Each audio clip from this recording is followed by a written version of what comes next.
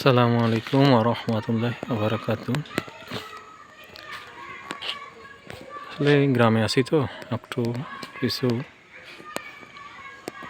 স্মৃতি দেখাচ্ছি। এটা আমাদের মানে পারিবারিক অবস্থান মূলত এখানে পুরোটাই কবরস্থান আমাদের বাড়ির বিভিন্ন জায়গায় দুই বাড়ি মিলিয়ে।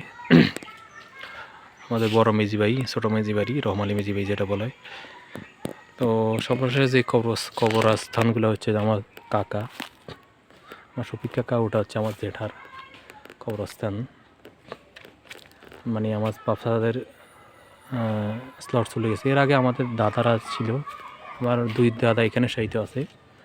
আমার নিজের দাদা হচ্ছে ছোটো দাদা আরই, যেটা আমার বাবার চাচাতো ভাইরা, চাচার যে বাবা যিনি উনি। আর আমার আরেক দুইজন দাদা আছে, উনি রাজশাহীতে ট্রান্সফার হয়েছে, ওইখানে ওনাদের বংশধর ওইখানেই, মনে তো আমাদের আরেকটা বংশধর রাজশাহীতে। ওনারা অবশ্যই আমাদের সাথে যোগাযোগ আছে, কথাবার্তা বলে। তো আসলে মানুষ একসময় আমরা সবাই চলে যেতে হবে পৃথিবী ছেড়ে। আমার দাদারা চলে গেছে, আমার বাপরা শুরু হয়ে গেছে, জ্যাঠারা শুরু হয়ে গেছে, আমার বড় জ্যাঠা এখনও আছে, কিন্তু আমার এরপরেই দুইজন মারা গেছে। এরা 5 ভাই। তারপরে আমাদের স্লট শুরু হবে। জীবন আসলে খুব কবরস্থানে আসলেই বোঝা যায় পরকাল।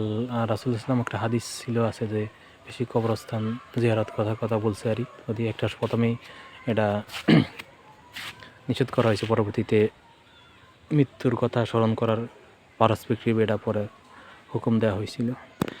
সর্বোপরি আসলে আমরা আসলে ভালো ভালো কাজ করতে দুনিয়াতে, অপরাধ থেকে নিজেকে দূরে রাখতে হবে।